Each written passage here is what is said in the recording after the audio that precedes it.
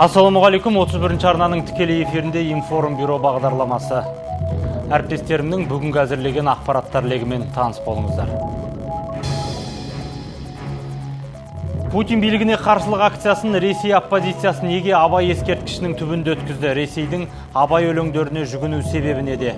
Шымкентте банктің 500 миллион талан-таражға салды деген айыппен 16 әйелге қатысты сот үкімі шықты. Алматыға келген Ташкент азаматтарының бішкектік жұмысшыны өртеп жіберетіндей жет атасының кегі бар ма еді? Осы және өзге де жаңалықтар алдағы жарты сағатта. Кешегі түнде Ресей оппозициясы Мәскеудегі Абай ескерткішінің түбінде өткізді. Путин билігіне қарсылық ретіндегі акцияда олар Абайдың замана хақындағы өлеңдерінің орысша аудармасынан жүздеген мысалдарды жатқа оқыды. Достоевскийдің шындық Ресейден де биік дегеніндей, Абайдың да әділеттілік қағидалары жалпы адамзатқа ортақ мұр екендігі кешегі пікірталастарда тағы бір білінді. Тіпті әлеуметтік желілерде Абай сөздерімен ғана сөйлеу Ресейде сәнге айналды.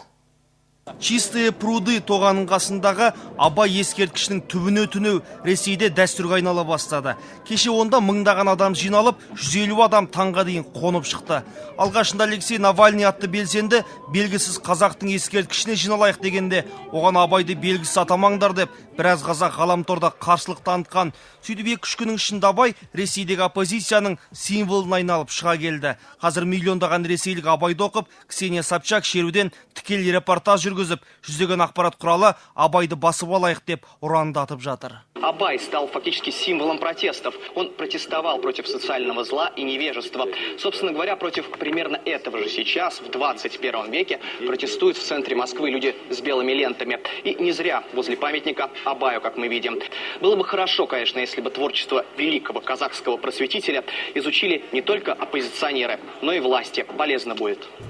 Абайды басып алайық, акцияны тоғанды өткізейік дегендері. Басты талаптары Путин билігіне қарсылық. Олар бүгінгі Кремль басшыларынан Абай әлдеқайда либерал, әлдеқайда демократ деген ой дейіпті. Ал Абайдың әдептілік, билік, адамшылық туралы ғақлияларына олар тіптен таң тамаша қалып отыр. Ресейлік билік бұл шерулерді таратуға бар күшін салып, жүздеген адамды ұстап, нағыз белсенділер түрмеге де түсіп үлгерді. Қазақстандық оппозицияда осы жылдың басынан бері Алматыдағы Абай ескерткішінің түбіне жиналуды дәстүрге айналдырмақ еді. Алайда полиция бұған мұрсат бермеді. Қорқат. Өйткені біздің билік жаман болсын, жақсы болсын, әйтеуір өздері оқымаса да біреу арқылы Абайдың не жазғанын біледі. Ана қара сөздерін оқиды, шошиды содан. Қазақтың бәрі Абайды білсе де үндемей жатыр деп ойламаймын. Ас үйде болса да, көшеде болса да, қазір сын айтатындардың саны көбейіп жатыр. Міне осылайша Абай ескерткішінің түбіне Ресей оппозициясы бірінші болып жетті. Және жай ғана жеткен жоқ. Әркімді заман сүйремек, заманды қайжан билемек, заманға жаман күймелек деген ақын сөзінің орысша аудармасын ұран етіп шықты олар алаңға. Абай іздеген әділдікке орыс халқы осылай жүгініп жатқанда, мына біз Абайды әкем дейтіндей жағдайға жете аламыз ба? Мақсат Толықбай, Данияр Жүсіпов, 31-ші арна. Шұғыл ақпарат. Қазақстан оппозициясынан бас тарттым деген ғарышкер Тоқтар Әубәкіров Қазақстан темір жолы басшысының кеңесшісі болып тағайындалды. Жаңалықтарымыз жалғастырамыз. Оңтүстік Қазақстан облысы Қазығұрт ауданында тамақтан уланғандар саны 108-ге жетті. Олардың 90-ы ауруханада жатса, қалғаны үйлерінде ем қабылдап жатыр. Үйлену тойынан ұшынғандар арасында Сарыағаш, Түлкібас ауданы және Шымкент қаласының тұрғындары бар. Тамақтан ұшынғандар ауруханаға әлі де түсіп жатыр. Араларында аяғы ауыр әйел мен 8 бала бар. Дәрігерлер медициналық сараптама нәтижесі шыққанша науқастар толық бақылауда болады деп отыр. Қазір мамандар үй-үйді аралап, тойға келгендердің тізімін жасап тексеріп жатыр. Сес мамандары той болған Медеу тойханасының есігіне құлып салып, аспазына айыппұл белгіледік деп отыр. Алайда мейрамхана қазірге дейін істеп тұр. Тойхана басшылары алдын ала алынып қойылған тапсырысты өтеу керек дегенді айтады. Оның үстіне жаппай улануға еш қатысымыз жоқ дейді. Өйткені той иелеріне мерекелік кешке тойхана тек жалға берілген. Олар бүкіл дәмді өздері дайындап әкеліпті. Мамандар жаздың аптап ыстығында жаппай улану оқиғалары жалғасама деп қауіптенеді.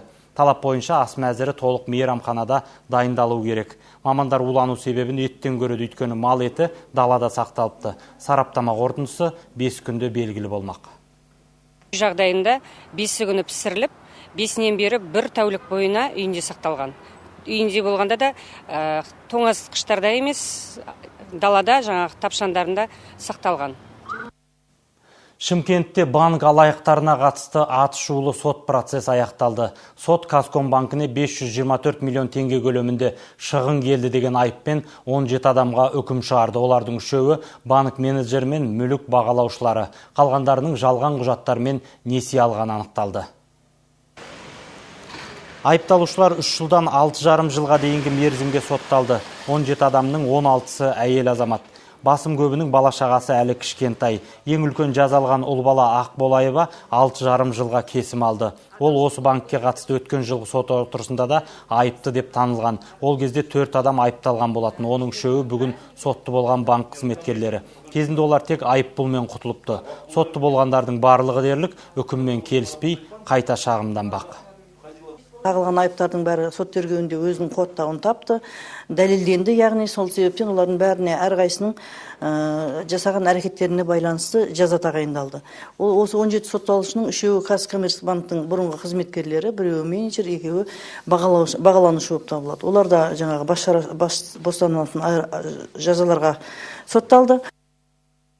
Жолды сатып алған жоқ, басып алды. Алматыдағы қақпадан қарғып жүрген қарттар туралы информбюро эфирінен өткен кешегі сюжетке қатысты ардагер Ақсақалдың қызы бүгін редакциямызға арнайы келіп сұхбат берді.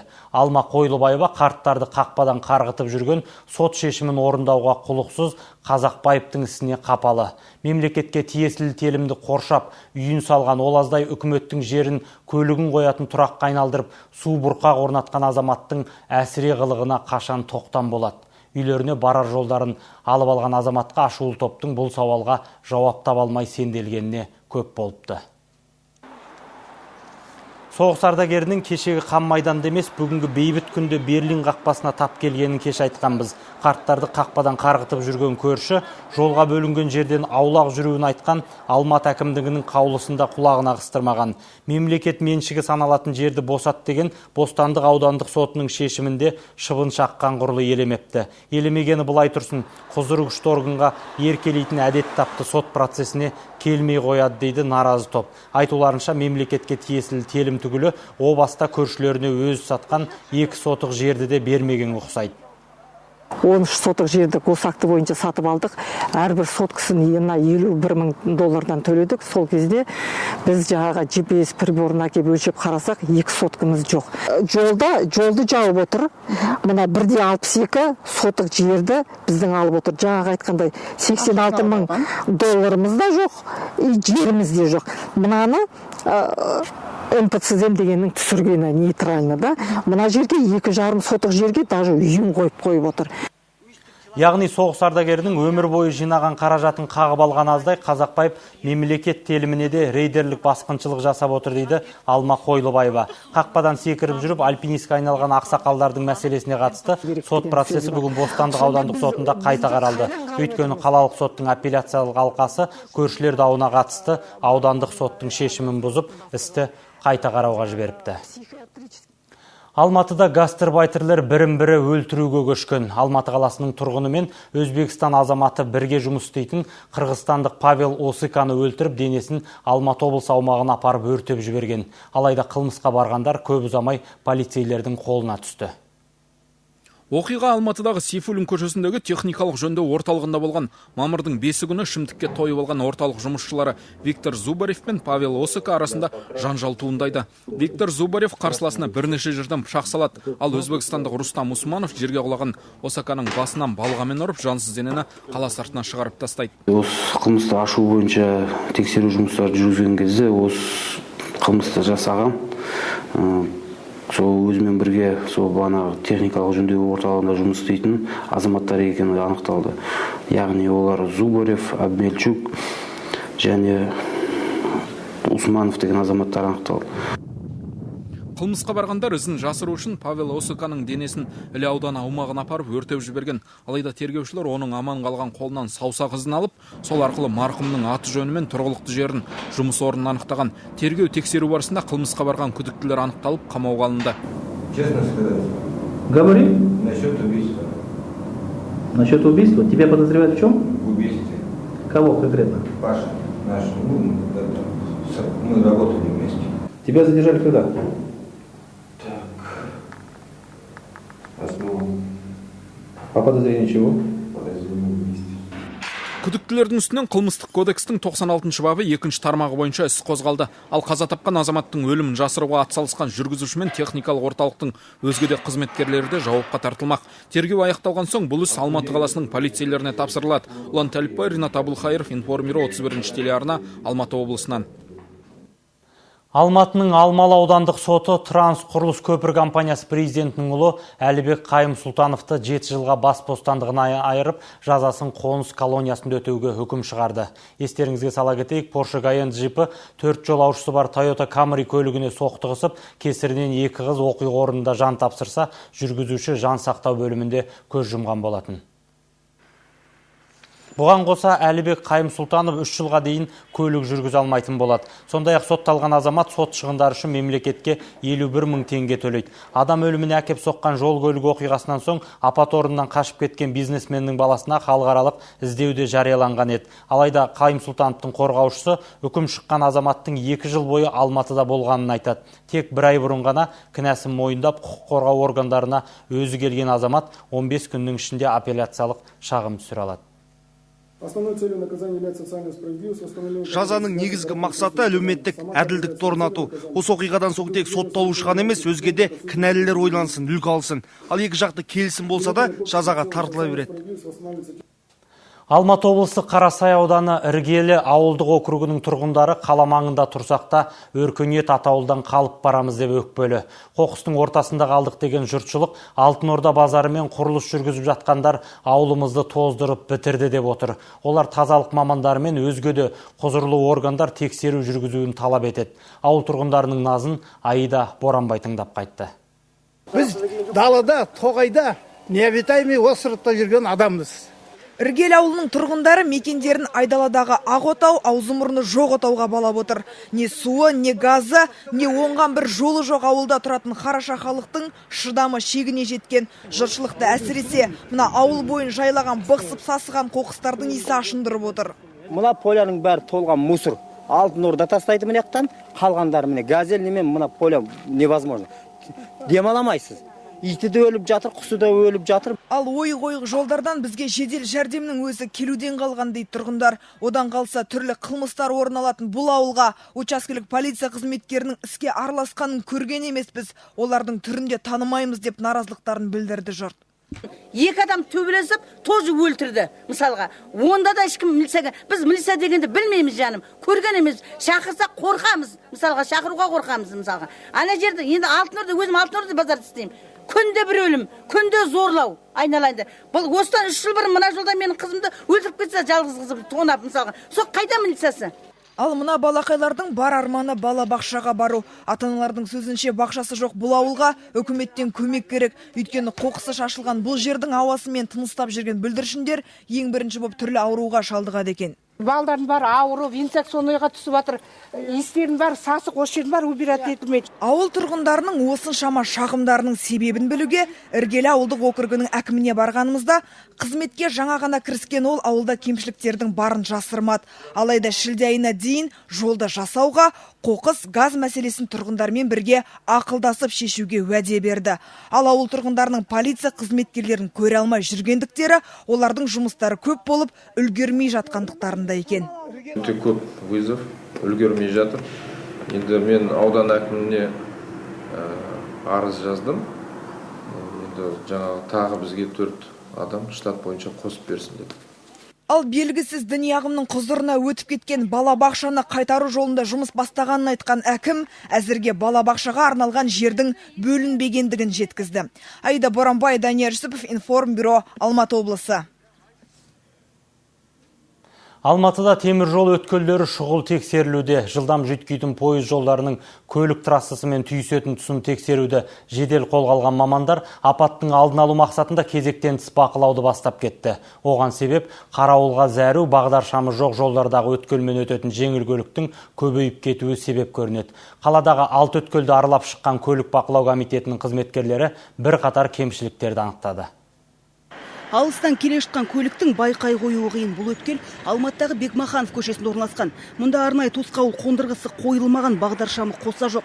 Салдарынан өткен жылы бұл өткелде тепловоз бен автобус соғылып, көлік апаты болған. Алайда арада жыл өтсе де әлі күнге әрекет жоқ. Қарауылды қажет қылғанымен темір жол өткелі әрі-бері өткендерге белгі беруге қауіп-қарсыз қаңырап тұр. Темір жол көлігіндегі бақылау бөлім мамандарының да бас ауыртар мәселесі осы. Сондықтан да тексеруге кезектен тыс тағы келді. Өздеріңіз көріп тұрғандай, мұнда көлік легі көп. Арнайы тосқауыл қондырғысы қойылмағандықтан көлік апатының болуы әбден мүмкін. Мұнда өткелдерді қадағалау мен жөндеу жұмысын жүргізу, оны балансын алған мекемелердің міндеті. Қарауылдаудың сыртында өткелдің жөндеу көрмегені де көрініп тұр. Өткелге жауапты мекеме болса, қаражаттың тапшылығын айтып ақталады. Бірақ биыл осы өткелмен темір жолдың өздеріне тиесілі тұсын жөндеуге қажет қаражатқа тапсырыстың жобасы жасалған жеткізді. Соңғы 6 жылда бұл өткелге күрделі жөндеу жүргізілген жоқ. Бағдаршам мен арнайы қондырғылар қою қомақты қаражатты талап етеді. Жобасын жасап өткіздік, енді тек қаражаттың бөлінуін күтіп отырмыз. Қара жол емес, темір транспорттың табаны тиетін темір жолдан тетік кетпеуі тиіс. Өйткені жүйткіген жолда зулап келе жатқан пойыз дөңгелегі шойын жолдан шығып кетсе, болатын апаттың ақырын елестетудің өзі қиын. Осылай деп қауіпсіздік талаптарының темір жол өткелінде өз деңгейінде қаншалықты сақталып жатқандығын анықтауға арнайы шыққан мамандар бір емес бірнеше кемшілік тапты темір жолдан. Екі рельстің ара қашықтығын өлшеп жатырмыз қазір. Астаушаларын тазалау керек. Сосын тазаламаса қандай? Тазаламаса дөңгелектер шығып кетуі мүмкін да. Темір жол көлігіндегі бақылау бөлімінің мамандары бүгінгі бір күнде Алматыдағы 3 күзетілген және 3 қарауылға зәру 6 өткелді тексеріп үлгерді. Нәтижесінде бірнеше өткелдегі темір жол жиегіне жапсарлас тесіктердің жиілеп кеткені анықталды. Арнайы хаттама толтырылып, жауапты мекемелерге ескерту құжатын жіберді. Ирина Завитжанов, Нұрбал Қызықбаев, Информбюро 31 арна, Алматыдан. Алда көретіндеріңіз. Бір аптаның ішінде $1 миллион астам касса жинаған «Мың бала» фильмі қазақтың рухын қалай көтерді. Ақан Сатаевпен бәстесетін ендігім бар. Павлодарда трамвайдағы мұражай енді жас жұбайлардың некесін қиюға дайындалып жатыр. Бізбен бірге болыңыздар.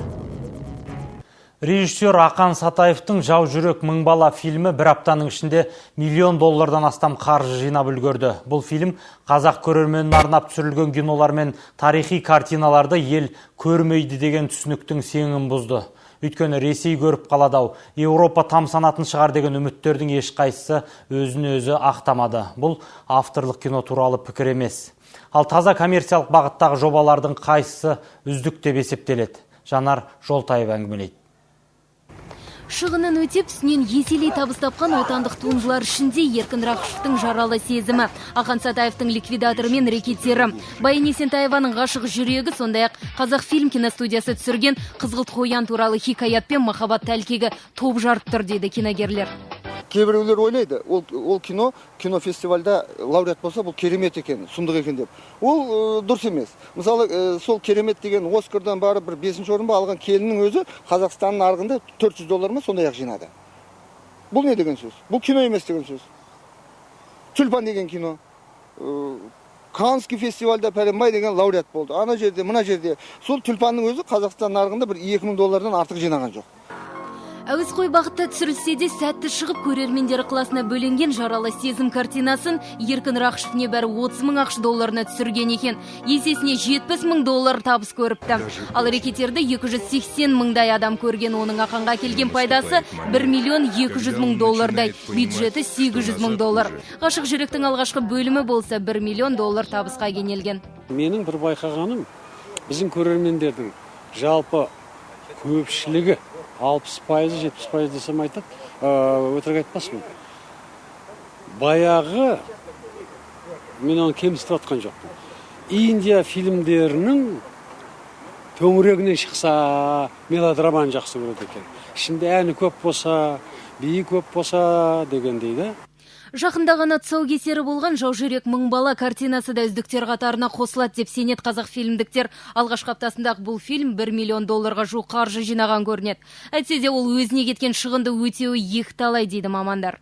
Мың бала өзіне кеткен шығынды өтей алмайды ғой деп мен ойлаймын. Себебі $12 миллион дай шығын кетіпті.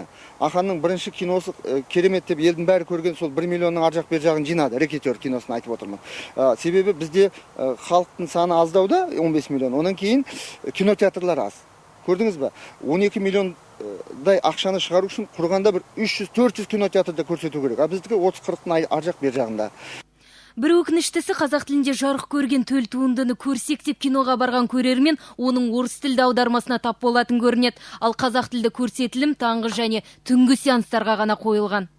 Қазіргі күні қазақ тілі мен орыс тіліндегі нұсқалар теңесіп қалды. Біз тағы да қосымша қазақ тіліндегі нұсқаларын шығардық. Қазір кинотеатрлардан күндіз жақсы уақыттарда көрсетуді талап етіп жатырмыз. Өздеріңізге белгілі, барлық кинотеатрлар бүгінгі күні жекеменшік қолда. Мемлекеттік кинотеатр жоқ, Қазақфильм өз кинотеатр жоқ. Сондықтан біз олардың тек талап ете аламыз. Біз өз күшімізде болса, күні бойы тек қазақша көрсететін едік. Дегенмен мың бала коммерциялық фильмдердің жаңа тынысына ашқандай болды. Қайтсек те көрермен қазы, көңіл таразы. Жанар Жолтаева, Ернар Құсайынов, Информбюро 31 арна, Алматыдан. Соғыс кезінде тылда тер төккен қызылордалық Айша Мамыршаева мереке күнінде ақ жарылып қуана алмады. Себебі оның жарқырап дастархан жаятын өз үстелі де жоқ. Тіпті бір түнеп шығатын жер іздеп туыстарының баспаналарын жағалауға мәжбүр. Әл квартир жоқ, әр жерде жүрміз квартирде. Мерейде тұрдық, уже 7-8 үйде болдық қой. Біреуінде 2 жыл тұрамыз, біреуінде 1 жыл тұрамыз. Егасы шықса босатып береміз. Міне анамның отырысы анау. Айша апай соғысқа жастық шағынған емес, Құдай қосқан ерінде берген. Күйеуі Сталинград түбінде фашист генералы Паулюстың армиясын тұтқындау жолында қаза тапқан. Қазір сол кезде ішінде қалған жалғыз қыз өзі егде тартса да қартанасын бағып отыр. Бүгінде үйден шығудан қалған кейуана 2006 жылы 11-ші болып пәтер кезегіне тұрса, былтырғы жылы ол тізімде 1055-ші болып шығыпты. Солдат жесірі атанып қаралы қағазды демеу қылған қазақ әйелі бүгінде қоғамда жалғыз қалғандай. Жарының ошағын өшірмеймін дегендегі тірлігі бүгін міне осы.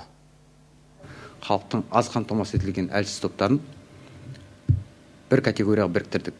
Ол 11 категория болып саналады қазіргі. Қазіргі уақытта осы біріктірген тізім бойынша Азаматша Мамыршаева Айша 1023 болып тұр.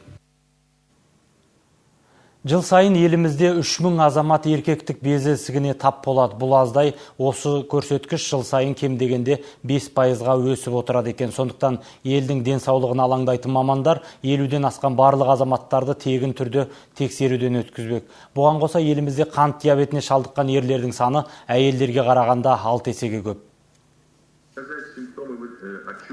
Азаматтар денсаулығына байланысты салыстырмалы көрсеткіш жалғыз бұл емес, тіпті қан тамырлары ауруымен ауыратын еркектер әйелдерге қарағанда 3 есеге асып түседі екен. Сондай-ақ жиналғандар Қазақстанда ер адамдар мен әйелдер арасындағы өмір сүру жасының айырмашылығы 12 жыл екенін айтады. Бұл еліміздегі ерлердің психологиялық күйзеліске жиі ұшырайтындықтарын айқын көрсетеді дейді. Ал Беларусияда бұл көрсеткіш 14 жыл болса, Жапонияда небәрі 2 жыл айырмашылық. Отандық урология саласындағы басты кемшілік заманауи құрылғылардың аздығы мен тәжірибелі мамандардың жоқтығы екенін алға тартады орталық басшылары. Сплоди деп отырмыз ғой, жынсыз ол. Қазақстанда еркек пен әйелдің арасында бірдей. 50% әйелге байланысты, 50% еркекке байланысты. Ал енді мынау бесплодия, жынсыз деген жол Қазақстанда үлкен проблема. Себебі біз тәуелсізден бері 1,5-2 миллионға көтерілдік. Өзбектеріміз 8 миллионға. Түріктер 10-12 миллион көбейді. Бүгіннен бастап Павлодар көшелерінде мәдени мұраны насихаттайтын 4 доңғалағы бар мұражай жүре бастады. Жергілікті трамвай басқармасы мен Бұқар жырау мұражай ұйымы ақылдаса келе ұлттық құндылықтарды насихаттаудың тың жолын тапқан. Яғни мұндай трамвай ішіне отырған жолаушы өңірдің тарихынан сыр шертетін жәдігерлерді көріп қана қоймай, қызықты мәліметтермен таныса алады. Ресми түрде тұсауы кесілген трамвай, мұражай және бақ өкілдерімен бірге қала көшелерін аттанды. Жол жөнекей отырған жолаушыларға жаңа піскен бауырсақ тегін таратылды. Базарлыққа балаша қуанған тұрғындар өз ризашылығын айтты. Сонымен қатар жергілікті әжелер хоры ән шырқап жолаушыларға мерекелік көңіл күй сыйлады. Болашақта трамвай басқармасы бас құрап үйленген жас жұбайларға арналған жаңа трамвай ашуды жоспарлап отырған мәлім етті. Аталған жоба иесі Роза Игібаеваның айтуынша, мұндай көлікке отырған адамның рухани азыққа жақын болары даусыз. Музейдің 20 жылдығына міне біз трамвай шығарып жатырмыз. О трамвайдың бір үлкен мақсаты біздің халыққа, жастарға тағы да көрсетіп, біздің елімізде осындай бір жалғыз ғана республикада әдебиет және өнер музейі бар. Бүгінгі осы информбюроның орысша шығарылымынан соң Фатма Гүл сериалы. Алдағы демалыс күндеріңіз сәтті өтсін. 31-ді қосып үнемі жаңалықтарды көріп жүріңіздер.